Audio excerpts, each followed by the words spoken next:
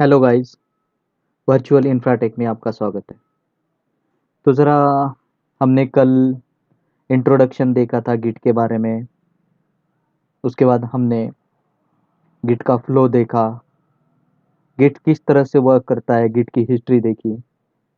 तो आज हम देखते हैं ये सेंट्रल रिपोजिटरी के बारे में भी देखा था। ये सेंट्रल रिपोजिटरी बनाते किस तरह से हैं, ये बनती किस तरह से है। अगर पता नहीं है तो ज़रा हम देखेंगे कि ये सेंट्रल रिपोजिटरी है क्या। सेंट्रल रिपोजिटरी यानी कि ये जो भी कुछ हम गिट प्राइवेट सर्वर, जो भी कुछ गिट गिट का अगर हमें कॉन्फ़िगर करना है तो वो आगे देखेंगे, लेकिन इसका अकाउंट बनाना किस तरह से, ये गिट प्राइवेट सर्वर के बारे में हम देखेंगे। लेकिन GitHub, GitLab, Bitbucket, ये क्या है? ये तो प्राइवेट है, इसका छोड़ दो, ये तो हम कॉन्फ़िगर करेंगे ही करेंगे। लेकिन गिट हब क्या है? ये माइक्रोसॉफ्ट ने परचेस किया है इसको, गिटहब को। तो अभी ये अगर प्राइवेट यूज करना है तो पहले फ्री में था ये, लेकिन अभी प्राइवेसी में, प्राइवेटली भी ये यूज करना है तो इसको पेड करना पड़ेगा। इसका पेड वर्जन भी आता है। लेकिन पब्लिकली हमारे अकाउंट के साथ हम खुद यूज करेंगे। किस तरह से इसका अकाउंट किस तरह से ओपन करना है जरा देख लेते हैं हम। तो सबसे पहले मुझे अकाउंट क्रिएट करने के लिए गिटहब का मैं गिटहब करके ओपन करूंगा, github.com। यहाँ पे टाइप किया मैंने github.com। github.com टाइप करने के बाद यहाँ पे यूजर नेम मुझे पूछ रहा है। यहाँ पे मैं यूज़र नेम डालता हूँ सूरज। सूरज का मैं यहाँ पे बनाऊंगा अकाउंट। तो सूरज 1995 ऑलरेडी बना हुआ है।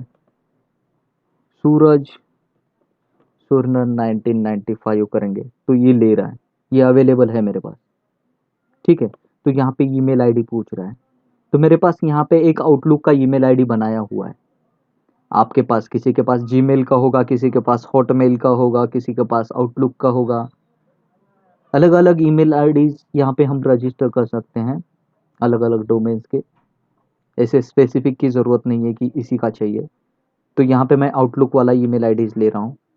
तो यहाँ पे सूरज सुरनन 1995 का @outlook.com मेरे पास ईमेल आईडीज है। यहाँ पे मैं डाल देता हूँ सूरज डॉट सुरनर 1995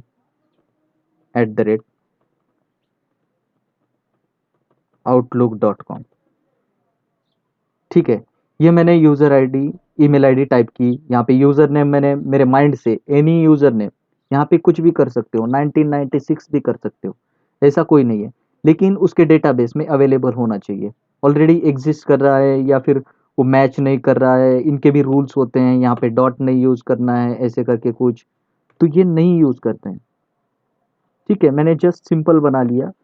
अभी मेरा यहाँ पे 1995 का है सूरज, इसलिए मैंने क्या किया, वो 1995 बना दिया, मेरे दिमाग में रहे, इसलिए सूरज के दिमाग में रहे। क्योंकि हम कोई भी चीज़ बनाते वक्त हम एक माइंड मैप बनाते हैं दिमाग के अंदर।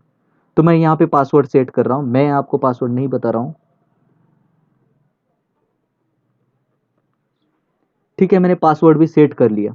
ये सब कुछ होने के बाद यूज़र नेम मैंने सेट किया, यहाँ पे ग्रीन टिक मार्क आ गया है, यानी कि वैलिड है मेरा। ईमेल आईडीज भी वैलिड है और पासवर्ड भी मेरा वैलिड है। तो अब मैं क्या करता हूँ, यहाँ पे साइन अप फॉर गिटहब करता हूँ। जैसे ही मैंने क्लिक किया तो ये मेरी प्रोसेस हो रही है, मेरा अकाउंट बन रहा है। वेरीफाई कर रहा है कि अकाउंट इस तरह से ईमेल आईडीज है भी या कुछ डमी है, इसने फेक ईमेल आईडीज बनाई है ऐसी कुछ। तो यहाँ पे वेरीफाई करने के लिए वेरीफाई पे क्लिक करता हूँ। यहाँ पे मुझे इसको रोल करना है। ठीक है, ये जैसे ही रोल हो करके आएगा तो ये हो गया, डन कर रहा हूँ यहाँ पे मैं। गुड। ये कुछ वेरीफाई करने का प्रोसेस है उनका।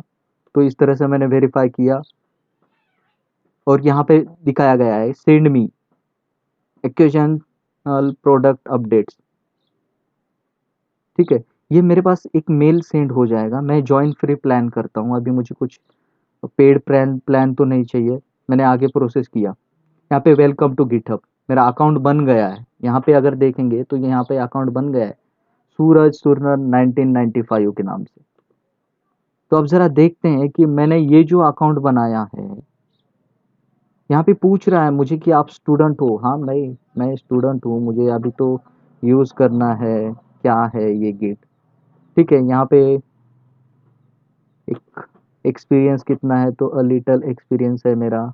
मैं इतना कुछ एक्सपीरियंस नहीं हूँ। तो मैं यहाँ पे कुछ आपको जो भी चीज़ें सेलेक्ट करनी है कर सकते हो। तो जस्ट यहाँ पे पूछ रहा है, तो मैं यहाँ पे आगे कंप्लीट सेटअप कर देता हूँ और क्लिक करता हूँ। तो यहाँ पे पूछ रहा है कि please verify your email ID. तो वेरीफाई करने के लिए मुझे ईमेल आईडीज़ पे जाना पड़ेगा, जो कि मैंने ईमेल आईडीज़ बनाई थी। यहाँ पे जो ईमेल आईडीज़ मैंने रजिस्टर की थी, अगर यहाँ पे मैं जाके देख रहा हूँ तो यहाँ पे मुझे गिटहब का एक मेल आ चुका है। अगर नहीं मेल आ गया तो यहाँ पे रीसेंड वेरिफिकेशन ईमेल कर सकते हो, वो आपको दोबारा ईमेल सेंड करेंगे। तो मेरे पास तो आ गया है, मैं यहाँ पे जस्ट क्लिक करता हूँ इस मेल पे। ठीक है, ये मेल पे क्लिक करने के बाद यहाँ पे पूछ रहा है मुझे कि वेरीफाई करना चाहते हो आप ईमेल आईडीज को। ये जो मेल आया है आपके पास, इसको वेरीफाई करना चाहते हो? तो मैं जूम कर लेता हूँ। हाँ ठीक है, वेरीफाई ईमेल एड्रेस। तो मैंने ऐसे क्लिक किया, ये मेरा वेरीफाई हो चुका है। तो यहाँ पे न्यू टैब ओपन हो गया और ये वेरीफाई भी कर लिया इसने। तो बस इतना कुछ कॉम्प्लिकेटेड नहीं है अकाउंट बनाना। बस इतनी ही प्रोसेस है इसकी अकाउंट बनाने की, गिट की, गिटहब की। गिट अलग है, गिटहब अलग है। गिट जहाँ से हम डेटा पुश कर रहे हैं, गिट इंस्टॉल करके, कहाँ पे कर रहे हैं पुश? सेंट्रल रिपोजिटरी में। ये यहाँ पे अगर मैं क्रिएट रिपोजिटरी करूंगा ना, तो वो रिपोजिटरी बनेगी यहाँ पे। इस रिपोजिटरी के अंदर मेरा डेटा स्टोर हो जाएगा। अभी मैं यहाँ पे अकाउंट किस तरह से बनाना है, मैंने इतना ही बताया है आपको। ठीक है, तो और जान लेते हैं हम कि बिट बकेट। अभी यहाँ पे आपको दिखाया था इस इमेज के अंदर कि गिटहब, गिटलैब, बिट बकेट। तो देखते हैं ज़रा बिट बकेट का किस तरह से। बिट बकेट पे भी मैंने क्लिक किया। यहाँ पे बिट बकेट .org पे मैं लिंक पे क्लिक करता हूँ।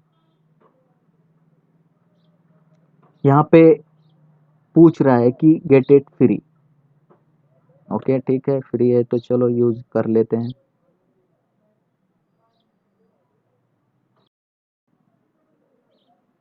यहाँ पे मैंने क्लिक किया तो ये पूछ रहा है मुझे कुछ सेटअप करना है। तो है आपके पास कुछ सेटअप करने के लिए? तो मैं यहाँ पे वही ईमेल आईडी यूज़ करूँगा, सूरज वाली, सूरज डॉट सुरनर 1995 एट outlook.com। ठीक है, ये यहाँ पे ईमेल आईडी पूछा है, वहाँ पे यूज़र नेम पूछा था गिटहब में। कोई बात नहीं, नीचे ऊपर ऑप्शन होते रहते हैं। तो यहाँ पे भी उस तरह से ही डालूंगा मैं, सूरज सुरनर 1995। ठीक है, तो देखते हैं इसमें कुछ एरर आता है। यहाँ पे मैं पासवर्ड भी सेट कर दूंगा। ये सब कुछ प्रोसेस होने के बाद मेरा ये स्ट्रांग दिख रहा है यहाँ पे पासवर्ड। मैं ऐसे वैसे पासवर्ड नहीं डालता हूँ, बच्चों के जैसे स्ट्रांग ही पासवर्ड यूज करना है हमें। अगर आपके पास ऑलरेडी गूगल की ईमेल आईडीज है या फिर माइक्रोसॉफ्ट की है, तो यहाँ से भी हम कर सकते हैं। ये जो हॉटमेल है, ये जो आउटलुक है, ये माइक्रोसॉफ्ट की ही ईमेल आईडीज हैं। ये जीमेल यूज कर रहे हैं, ये गूगल की ईमेल आईडीज हैं। ये मैक की अलग होती है ईमेल आईडी। तो यहाँ पे मैं किसी की यूज़ नहीं कर रहा हूँ, अभी मुझे मैनुअल चाहिए। यहाँ से भी मैं ये प्रोसेस कर सकता हूँ क्योंकि माइक्रोसॉफ्ट की ईमेल आईडीज है। तो मैं ये नहीं करना चाहता हूँ, तो साइन अप किया मैंने। साइन अप करने के बाद यहाँ पे एक ईमेल सेंड हो जाएगा इस ईमेल आईडी पे। ज़रा देखते हैं कि ईमेल आ चुका है मुझे। हाँ भाई, ईमेल तो आ गया। ये भी पूछ रहा है कि आप वेरीफाई करो आपकी ईमेल आईडी, आप सही ईमेल आईडीज दे रहे हो या ऐसी फेक ईमेल आईडीज दे रहे हो। नहीं भाई, मैंने तो सही दिया। हाँ ठीक है, ज़रा वेरीफाई करके दिखाना आपकी ईमेल आईडीज में लॉगिन करके। ऐसे तो कोई भी आएगा, बच्चा भी आएगा, ईमेल आईडी डाल के चला जाएगा। तो नहीं, ऐसे नहीं करेंगे। तो ये मैंने वेरीफाई करने के लिए इस पे क्लिक कर रहा हूँ, तो ये वेरीफाई हो रहा है मेरा, ये न्यू टैब ओपन हो रहा है जैसे कि गिटहब का हुआ था। आपको कंफ्यूजन होने वाली बात नहीं है यहाँ पे। ये जो बिट बकेट है, बिट बकेट अलग है और गिटहब अलग है। ये क्या है? सेंट्रल रिपोजिटरी है। ये सेंट्रल रिपोजिटरी में हम गिट का जितना भी कोड है तो यहाँ से पुश करते हैं हम। पुश करने के बाद सेंट्रल रिपोजिटरी में मेरा डेटा आ जाता है। ये जो यहाँ पे यूजर काम कर रहा है, यहाँ से डेटा पुश करते हुए आ रहा है और ये सेंट्रल रिपोजिटरी में जा रहा है। ये सेंट्रल रिपोजिटरी का अकाउंट हम बना रहे हैं। गिटहब पे बना लिया अकाउंट, बिट बकेट पे बना रहे हैं। आपको गिट लैब का बनाना है, आपको ये होमवर्क है। तो यहाँ पे ईमेल आईडीज तो आ रही है मुझे। यहाँ पे मैंने यूजर नेम बनाया था सूरज डॉट सुरनर 1995। मैंने आई थिंक डॉट नहीं लिया था, डॉट नहीं लेते हैं हम यूजर नेम में। ये तो मेरी ईमेल आईडीज नहीं है। तो मैंने कंटिन्यू किया। कंटिन्यू करने के बाद ये सबमिट हो रहा है, ये प्रोसेस हो रही है, बैकएंड प्रोसेस। यहाँ पे कुछ क्वेश्चंस पूछ रहे हैं, ये मैं सब कुछ स्किप करता हूँ। अभी मुझे यहाँ पे कुछ सबमिशन नहीं करना है, जस्ट मैं आपको दिखा रहा हूँ। यहाँ तो स्किप कर रहा हूँ, ठीक है। अभी देखो यहाँ पे हम क्रिएट रिपोजिटरी क्रिएट कर रहे हैं और यहाँ पे भी हम क्रिएट रिपोजिटरी क्रिएट कर रहे हैं। यानी कि मेरे पास दो सेंट्रल रिपोजिटरी क्रिएट करने के लिए अकाउंट बन गए। अब मैं इस अकाउंट को किस तरह से यूज करूंगा, ये हम रियल, ये जो भी कुछ प्रैक्टिकल है ये मैं रियल सिनारियो में दिखा रहा हूँ। यानी कि ऐसी छुपी बनी चीजें कुछ नहीं दिखा रहा हूँ, कुछ हाइड करके या फिर स्किप करके नहीं दिखा रहा हूँ, कि आपके सामने जो भी कुछ हो रहा है प्रोसेस लाइव सिनारियो दिखा रहा हूँ। तो ये दो रिपोजिटरी मेरे पास, ये सेंट्रल रिपोजिटरी बन गए हैं। सेंट्रल रिपोजिटरी के अकाउंट बिट बकेट और यहाँ पे गिटहब। तो हम देखते हैं कि इसे किस तरह से यूज करना है। ये रिपोजिटरी अगर क्रिएट करना है तो यहाँ पे मैं क्रिएट रिपोजिटरी करूंगा, क्रिएट। तो यहाँ पे प्रोजेक्ट का नाम डालना पड़ेगा, रिपोजिटरी नेम डालनी पड़ेगी, ये मुझे प्राइवेटली एक्सेस करना है या फिर किस लेवल पे एक्सेस करना है, ये सब कुछ पूछ रहा है। ये सेम चीज़ यहाँ पे भी है। यहाँ पे क्रिएट रिपोजिटरी कर रहा हूँ मैं, यहाँ पे रिपोजिटरी का नेम पूछ रहा है, यहाँ पे डिस्क्रिप्शन, ये पब्लिकली यूज करना है या आपको प्राइवेटली यूज करना है। सेम चीज़ें हैं भाई। देखो, आपको अगर बाइक चलानी आती है तो चाहे वो स्कूटी हो, लूना हो, या फिर करिश्मा हो, या फिर कोई भी बाइक रहने दो, तो बाइक तो आती है। तो आपको अगर कोई चीज़ आ रही है, लिनक्स में अगर कुछ कमांड आप डाल रहे हो या फिर कोई प्रोग्रामिंग कर रहे हो, तो अगर उस प्लेटफॉर्म पे आप जा रहे हो तो एक प्लेटफॉर्म पे जाने के बाद सेम चीज़ किसी ने लेके आई मार्केट में और वो यूज़ करना है, तो आपको उसका आइडिया लगेगा। यानी कि आप सोचोगे अच्छा आई थिंक ऐसे हो सकता है। यानी कि हर चीज का कोर्स लगाना या फिर हर चीज हम पढ़ेंगे, कोर्स करेंगे, इसका भी कोर्स करेंगे, उसका भी करेंगे, एडब्ल्यूएस भी करेंगे, एजूर कर, अगर एजूर पढ़ लिया तो एडब्ल्यूएस का आपको आइडिया आ जाता है। अगर आपने गिटहब का अकाउंट बना दिया तो बिट बकेट का भी अकाउंट आप बना सकते हो। तो ऐसा कुछ इतना कॉम्प्लिकेटेड नहीं है, हर चीज आप धीरे धीरे सीखोगे। तो बस मुझे इतना ही बताना था कि ये अकाउंट किस तरह से क्रिएट करते हैं। तो आगे देखेंगे कि हम यहाँ पे रिपोजिटरी क्रिएट करके देखेंगे। रिपोजिटरी क्रिएट करने के बाद उस रिपोजिटरी को हम किस तरह से कॉल करेंगे, गिट के अंदर हम किस तरह से ऐड करेंगे, वहां से डेटा सेंट्रल रिपोजिटरी में किस तरह से पुश करेंगे, ये सब कुछ अगले वीडियो में देखेंगे। तो बस यहीं पे रुक जाता हूँ मैं। तो देखते हैं अगले वीडियो में। खुश रहें। Okay, bye bye, take care. और जरा कमेंट